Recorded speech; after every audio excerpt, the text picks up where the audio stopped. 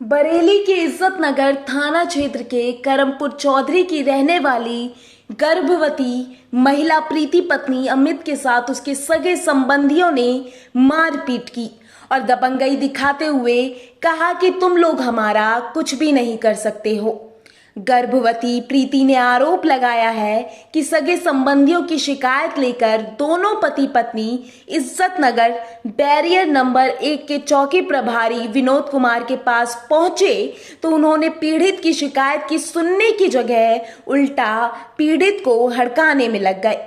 और जब मेरे पति ने चौकी इंचार्ज को रिपोर्ट दर्ज कराने को कहा तो वो लोग आग बबूला हो गए और अपनी बेल्ट से बीच चौराहे पर मेरे पति को मारा पीटा। किसी तरह से वहां से जान बचा के हम लोग भागे, जिसके बाद गर्भवती महिला ने एक वीडियो जारी करके न्याय की गुहार लगाई है। हमारे पति को अंदर कर दिया, मेरे आदमी को पट्टी तक नहीं हमारे साथ में आने दिया बांधने के लिए, और हमारे साथ में इतना बुरा व्यवहार करा। हमारे ससुराल वालों ने कहते मेरा जीना हराम कर दिया जब से शादी हुई। और जब हमें मेरे आदमी को बंद कर दिया, हम घर पे आए तो हमारा भाई था, मेरा भाभी थी, तो मैं उन्हें लेके अपने घर आ रहे थे। हमारे आदमी को बंद कर दिया तो बीच चौराहे पे रोड पर हमारे भैया भाभी को हमको पेट निकाल के इतना पीटा।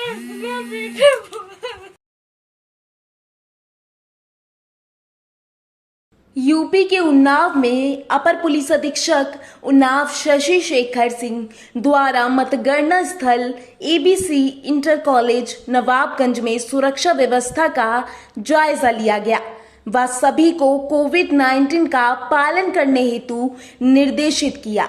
साथ में मौजूद रहे नवाबगंज चौकी इंचार्ज जितेंद्र सिंह यादव व अन्य पुलिस बल तैनात रहे।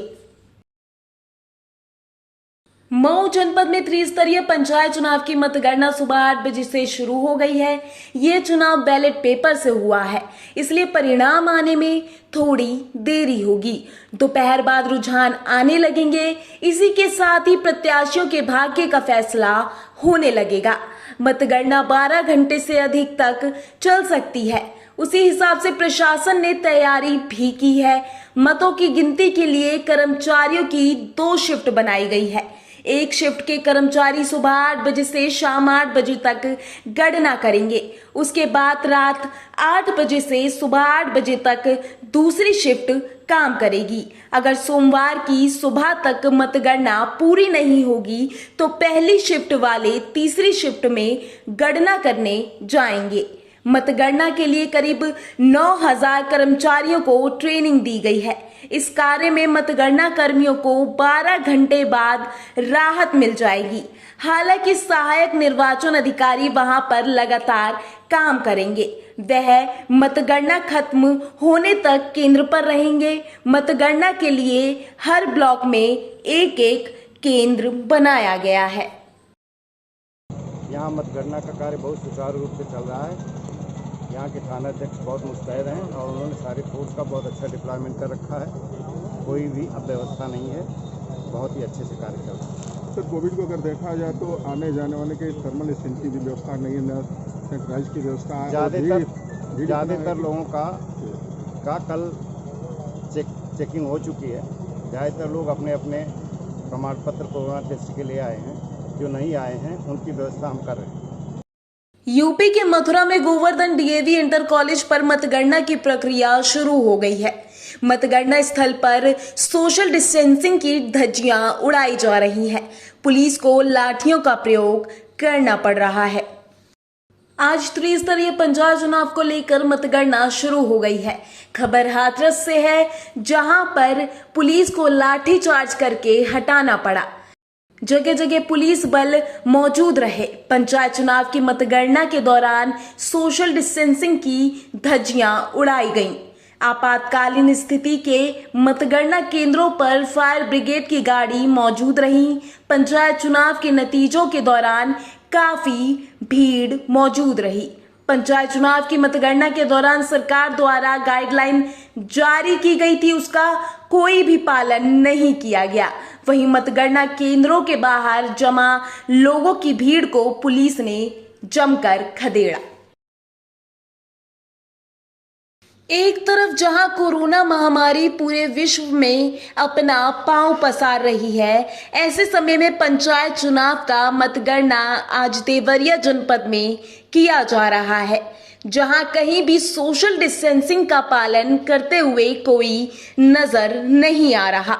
इसी के दौरान मंडल के डीआईजी ने मतगणना स्थल का भ्रमण कर जायजा लिया और मीडिया कर्मियों से बातचीत के दौरान कहा कि हमारी तरफ से हर संभव कोशिश की जा रही है, स्पेस भी दिया जा रहा है लोगों को। साथ ही उन्होंने बताया कि जनपद के 16 ब्लॉकों पर मतगणना चल रही है।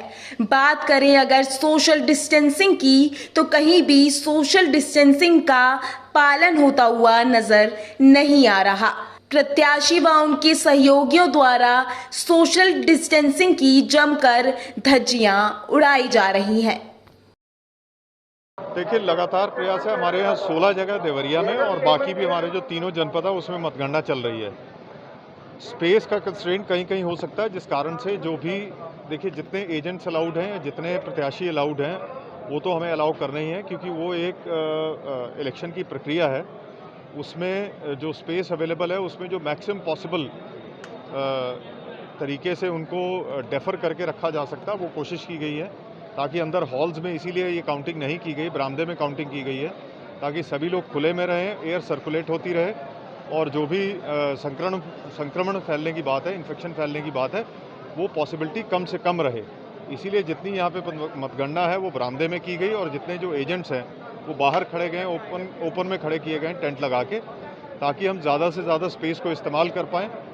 और जहाँ तक सुरक्षा व्यवस्था की बात है, सुरक्षा व्यवस्था में देवरिया को एक कंपनी पीएससी मिली है और गोरखपुर को एक कंपनी एक प्लाटून पीएससी मिली है और एक कंपनी एसएसबी की भी मिली है। पैरामिलिट्री फोर्स भी है। बाकी जो हमारी इलेक्शन ड्यूटी में फोर्स गई हुई थी वो सभी फोर्स वापस आ गई हैं, वो सभी सुरक्षा व्यवस्था में लगे हैं। ये कई पालियों में हमें ड्यूटी करनी होगी। हमारा प्रयास है कि हर पाली में हम फोर्स बदलते रहें, इलेक्शन एजेंट भी बदलेंगे। 8-8 घंटे की ड्यूटी लगा के प्रयास है कि रोटेशन में करते रहें, ताकि सुरक्षा व्यवस्था भी पुख्ता रहे और इन्फेक्शन और संक्रमण फैलने के भी चांसेस कम से कम रहें।